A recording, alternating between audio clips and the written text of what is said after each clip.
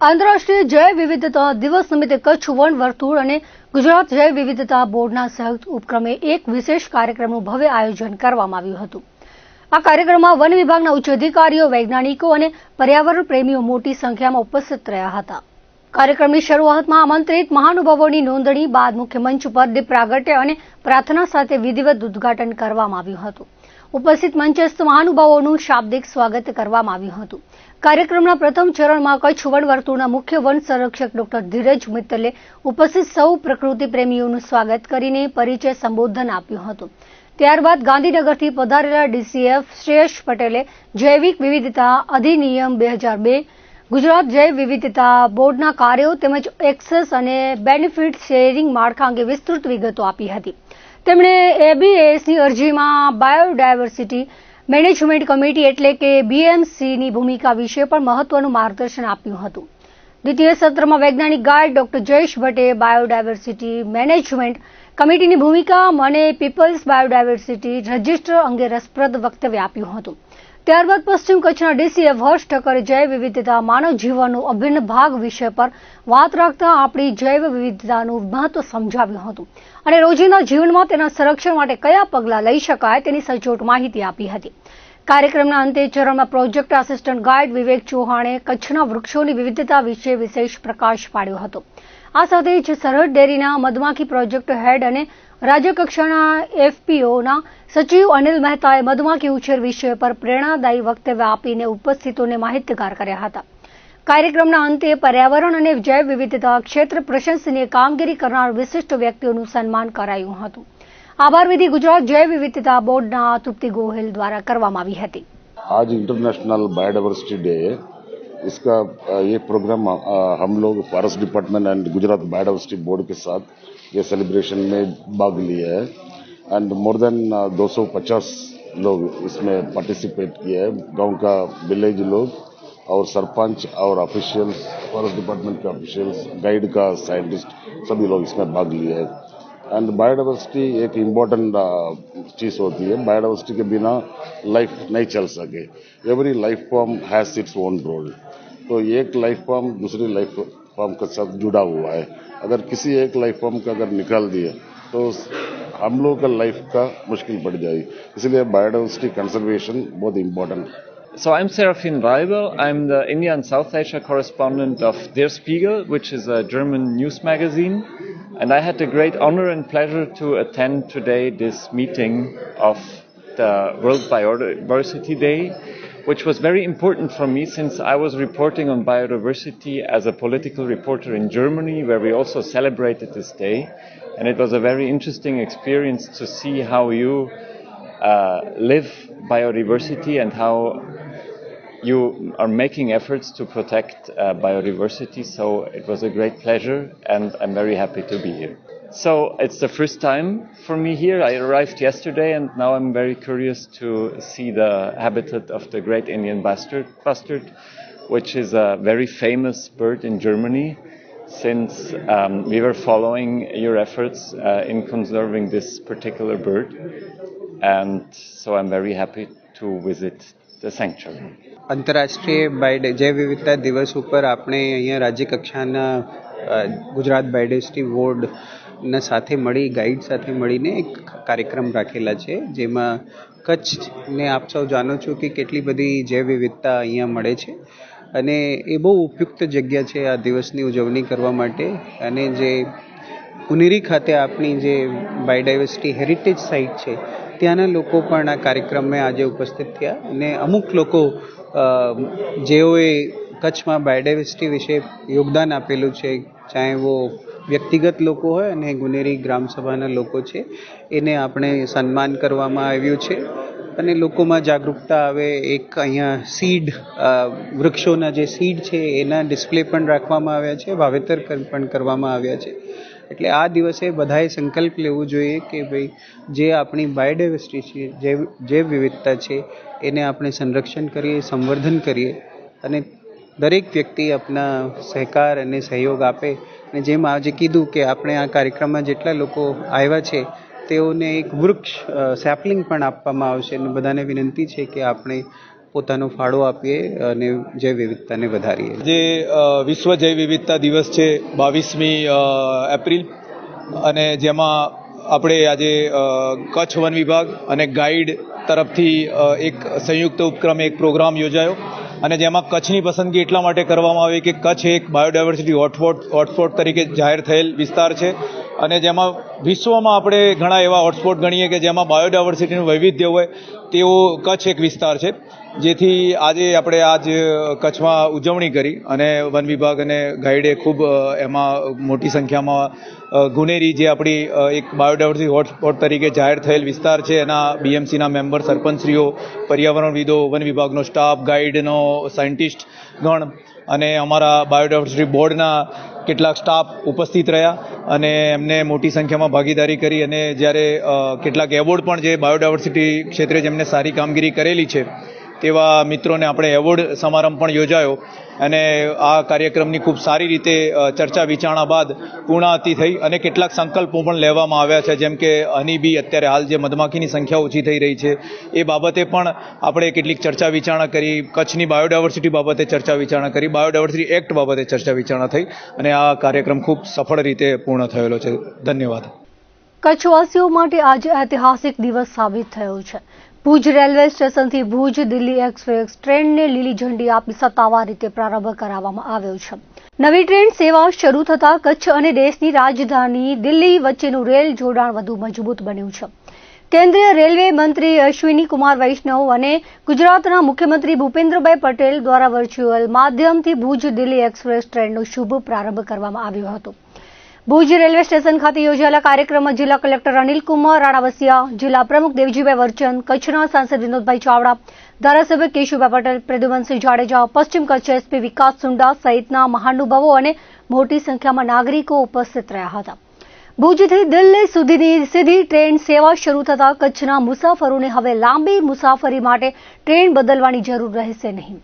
ખાસ કરીને વેપારીઓ, વિદ્યાર્થીઓ, સરકારી કર્મચારીઓ, પ્રવાસીઓ તેમજ સારવાર માટે દિલ્હી જતા લોકોને મોટી રાહત મળશે. આ ટ્રેન કચ્છના પ્રવાસન અને વેપાર ક્ષેત્ર માટે પણ મહત્વપૂર્ણ સાબિત થશે. કચ્છના હસ્તકલાના ઉત્પાદનો, ઉદ્યોગો અને વ્યાપારિક પ્રવૃત્તિઓને રાષ્ટ્રીય સ્તરે વધુ ગતિ મળશે. સાથે જ દેશના વિવિધ રાજ્યોમાંથી પ્રવાસીઓ માટે કચ્છ સુધી પહોંચવું વધુ સરળ બનશે, જેના કારણે સ્થાનિક અર્થતંત્રને પણ પ્રોત્સાહન મળશે. ભુજ દિલ્હી એક્સપ્રેસના પ્રારંભ સાથે કચ્છના રેલવે ઇન્ફ્રાસ્ટ્રક્ચરના વિકાસમાં વધુ એક મહત્વપૂર્ણ અધ્યાય ઉમેરાયો છે અને પ્રદેશના વિકાસને નવી દિશા મળવાની આશા વ્યક્ત કરવામાં આવી રહી છે. આ ટ્રેન ભુજથી 16:30 કલાકે પ્રસ્થાન કરશે અને બીજા દિવસે 16:30 કલાકે દિલ્હી પહોંચશે. માર્ગમાં આ ટ્રેન અંજાર, ગાંધીધામ, ભચાઉ, બિલડી, ધાનેરા, રાણીવાડા, મારવાડ, ભીનમાલ, મોદરાન, ઝાલોર, મોકલસર, સમદડી, લુણી, પાલી, મારવાડ જંકશન, બ્યાવર, અજમેર, કિશનગઢ, જયપુર, ગાંધીનગર, જયપુર, બાંદીકુઈ, અલવર અને રેવાડી સ્ટેશનો પર રોકાશે. આ ટ્રેનમાં 2 tier AC, 3 tier AC, sleeper और सामान्य श्रेणी का कोच रहेશે. ये भुज से दिल्ली ट्रेन जो है ये बहुत मेहनत की गई है हमारे यहाँ के जो एमपी साहब हैं उनके द्वारा, क्योंकि ये ट्रेन का कोई पाथ नहीं बन रहा था. जो हमारी नॉर्मल रूट है यहाँ से जाने की कि यहाँ से गांधीधाम, गांधीधाम से बिल्डी, बिल्डी से पालनपुर, पालनपुर से अजमेर होते हुए जयपुर होते हुए दिल्ली के जाने का, तो वो पाथ भरा हुआ था, कोई गाड़ी नहीं जा सकती थी उसमें. एमपी साहब बार बार मिनिस्टर अश्विनी वैष्णव साहब जो रेलवे के मिनिस्टर हैं उनके पास जाकर के कि भाई हमको ये ट्रेन ज़रूरत है, यहाँ के लोगों की, यहाँ के पर्यटन के लिए ज़रूरत है, यहाँ पे जो कामगार भारत का दूसरे बाहर से आते हैं उनके लिए ज़रूरत है, यहाँ के लोगों की ज़रूरत है, यहाँ का जो हैंडीक्राफ्ट है उसके प्रचार और प्रसार के लिए ज़रूरत है. और उनके ही प्रेशर से, उनके ही प्रयास से ये संभव हो पाया इस ट्रेन का. और इस ट्रेन की खूबी मैं बता दूं कि ये कच्छ की ऐसी पहली ट्रेन है दिल्ली की जो कि डेली चलेगी. अभी तक जो भी ट्रेन चल रही थी या तो बाई वीकली था, 2 दिन मतलब 1 वीक में चलता है या 3 दिन चलता है. ये पहली ट्रेन होगी जो डेली चलेगी, 7 दिन चलेगी. और ये गुजरात में 6 जगह रुकेगी, 6 स्टेशनों को रुकेगी, 6 शहरों को जोड़ेगी. और ये जो हरियाणा का, जो राजस्थान का, दिल्ली का 19 नए शहरों को जोड़ेगी. तो इस तरह ये जो कच्छ रीजन है वो 25 अलग स्टेशन से जुड़ेगा और इससे यहाँ के पर्यटन को, इसके यहाँ के उद्योग को, यहाँ के आर्टिफैक्ट्स को, यहाँ के शिल्पकारों को बहुत ही फायदा मिलेगा। साथ ही यहाँ के बच्चों को जो कोई एजुकेशन के लिए दिल्ली जाना चाहते हैं या व्यापार के लिए दिल्ली जाना चाहते हैं, उनको उनका एक ये मिलेगा। और जो स्टेशन देख रहे हैं 201 करोड़ का स्टेशन ये बन रहा है, ये अपने आप में यूनिक है। इसकी कला को देखेंगे तो जो भी बाहर का आदमी आया, इस बार तो मुझे हजारों लोग ऐसे मिलने वाले आए जो बोले कि आपका जो स्टेशन बना रहे हैं वो गजब का स्टेशन बन रहा है। बाहर से ही उस समय स्टेशन बन करके तैयार हुआ था, लेकिन अभी के समय में जब स्टेशन बन जाएगा तो आप कहेंगे कि ये वन ऑफ द वर्ल्ड का बेस्ट स्टेशन है। ये जो है मैं बोलूँगा अभी तो शुरुआत है, आगे देखिए क्या क्या होता है। पूरे गुजरात के निवासियों को और खासकर भुज के यात्रियों को बहुत बहुत बधाई, बहुत बहुत बधाई। यहाँ से भुज से राजस्थान होते हुए दिल्ली की डायरेक्ट सेवा आज से शुरू की गई है। और माननीय सांसद जी बता रहे थे कि कोविड के समय में भी ये डिसाइड हो गया था, लेकिन कोविड के कारण फिर उस समय रुक गया और अल्टीमेटली उन सबके प्रयास से आज ये माननीय मंत्री जी ने इसको झंडी दिखा के चालू किया है। जैसा कि माननीय मंत्री जी ने बताया और माननीय मुख्यमंत्री जी ने ही बताया था, गुजरात को इस बार 17,000 से ज़्यादा करोड़ की कैपेक्स दी गई है और उसके अंतर्गत पूरे गुजरात में कार्य हो रहा है। और यहाँ पर भुज की बात करें तो भुज में आप अगस्त के एंड तक, सितंबर में देखेंगे कि ये स्टेशन बिल्डिंग, भव्य स्टेशन बिल्डिंग बनकर के तैयार हो जाएगी, जो कि यहाँ की लोकल निवासियों को देख करके बहुत अच्छा लगेगा, गर्व होगा कि भारतीय रेल ने उनके लिए माननीय मंत्री जी के नेतृत्व में ऐसा किया है। और लगातार पूरे राज्य में नए नए ट्रेन चलेंगे और नई परियोजनाएं पर काम हो रही हैं, जिसके अंतर्गत ही ये 17,000 रुपये खर्च होने हैं। ये खर्च होंगे, नई लाइन बनेगी, नई सेवाएं ही चलेंगी। सर, कच्छ के लोगों की डिमांड है हरिद्वार के लिए ट्रेन चाहिए, उसके बारे में क्या कहें? हरिद्वार के लिए कोई भी ट्रेन नहीं है, कच्छ के लोगों को हरिद्वार जाना हो तो अहमदाबाद जाना पड़ता है। चलिए, ये आप लोगों की मांग, हम लोग रेल मंत्रालय डिसाइड करती है कहाँ से ट्रेन चलेगी, तो हम लोग आप लोगों की मांग रेल मंत्रालय तक पहुँचा देंगे और अपनी तरफ से पूरी उनसे अनुशंसा करेंगे कि इस ट्रेन को जल्दी चलाएं। उस दिशा में हम लोग काम भी करेंगे, उसको और भी आगे बाईओर तक भी हम लोग लाइन बढ़ा रहे हैं। इस साल के अंत तक उसको भी जोड़ने का टारगेट है। कच्छ માટે ખૂબ આનંદનો અવસર છે। આનંદની વાત છે કે આજે આપણા દેશની રાજધાની એટલે કે દિલ્હી, ભુજથી દિલ્હી વચ્ચે આપણને એક્સપ્રેસ ટ્રેન મળી છે, જે ટ્રેન આજે ગુજરાત રાજ્યના મુખ્યમંત્રી શ્રી ભૂપેન્દ્રભાઈ પટેલ સાહેબ વર્ચ્યુઅલી અને જાલોરથી ભારત સરકારના સન્માનીય રેલ મંત્રી શ્રી આદરણીય શ્રી અશ્વિનીજી વૈષ્ણવજીના નેતૃત્વમાં આજે આ ટ્રેનને ભુજથી પ્રસ્થાન કરવામાં આવી હતી।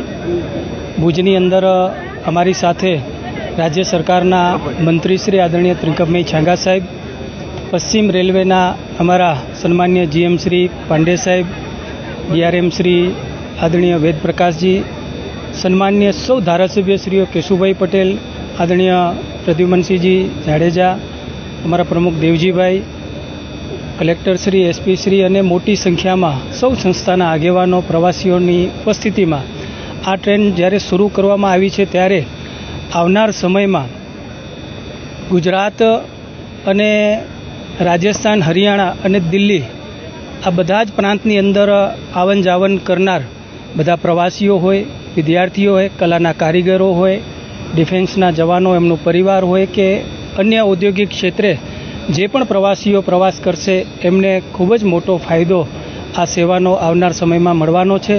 હું આપણા દેશના યશસ્વી વડાપ્રધાન શ્રી નરેન્દ્ર મોદી સાહેબનો હૃદયથી આભાર માનું છું કે કચ્છને ઘણું આપ્યું છે, પણ સાથે સાથે રેલ મંત્રાલયના માધ્યમથી પણ 4 આધુનિક રેલવે સ્ટેશનોનું નિર્માણ થઈ રહ્યું છે, અન્ય પ્રાંતોને જોડતી પણ ટ્રેનો આપણને મળી છે। ત્યારે હું દેશના વડાપ્રધાન શ્રી નરેન્દ્ર મોદી સાહેબ અને રેલ મંત્રી શ્રી આદરણીય શ્રી અશ્વિનીજીનો આભાર માનું છું।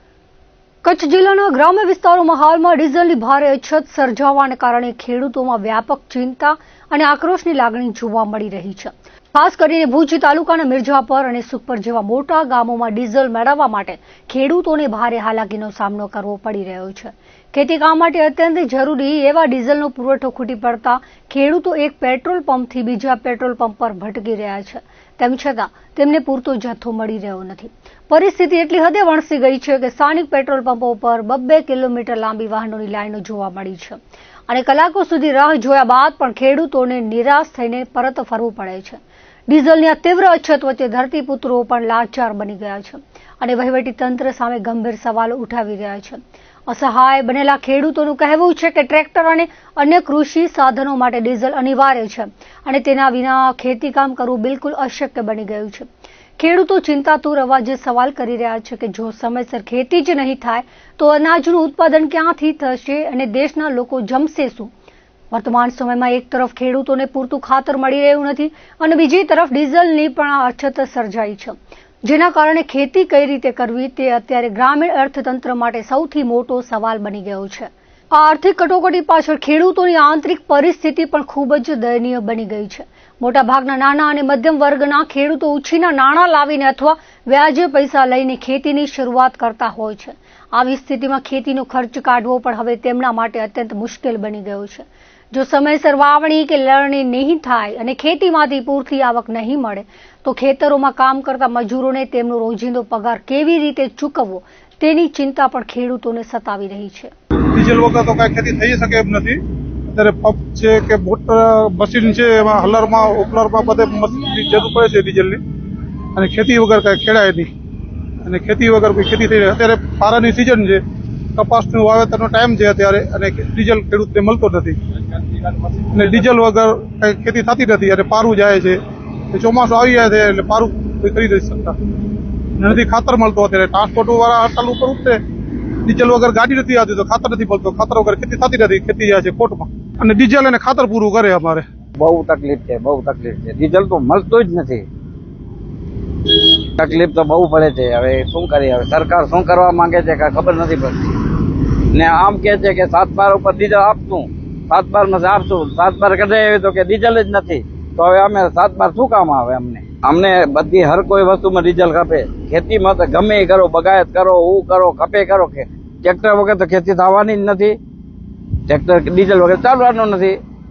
માંગ તો એ છે, આની કોઈ ખાતરની અછત છે, આની કોઈ ડીઝલની અછત છે, આની કોઈ બિયારણ નકલી બધા આવે છે. તો હવે અમારે કરવું શું? દવાઓ નકલી નાખે અંદર, ખેડૂતને તો હાલત બહુ ખરાબ કરી નાખી છે. ખેતર આવતી વર્ષ આ પેઢી કોઈ ખેતી કરવા તૈયાર જ નથી, સમજી લો ને. અમે કરી રહ્યા, આવતી પેઢી બધી બારે આદિવાસી ભાગી હશે, ખેતી કોઈ કરશે જ નહીં. ખેતી કરતી ને અમારો ખોટનો ધંધો છે, ખેતી ખોટનો ધંધો છે. જી એને મળશે, આપણે મળશે, ભાઈ શું કરી દઈ. હવે આપણે કઈ મજૂરી ના મળે તો પછી એ ખેતી શું કામની. ભુજ તાલુકાના ભારાપર ગામે આવેલા પાર્થ ફાર્મમાં ખુલ્લા પ્લોટમાં લાકડાનો જથ્થો રાખવામાં આવ્યો હતો, જેમાં કોઈ કારણોસર આગ લાગી હતી. જે બાબતે ભુજ ફાયર વિભાગને જાણ કરવામાં આવતા ટીમે આવી 5 કલાક સુધી પાણીનો મારો ચલાવી આગ બુઝાવી હતી. તો દર્શક મિત્રો, આ હતા અત્યારના કચ્છ ઉદય ટીવી ન્યૂઝ. ફરી મળીશું નવા સમાચારો સાથે, નવી અપડેટ સાથે. ત્યાં સુધી મને રજા આપશો. નમસ્કાર.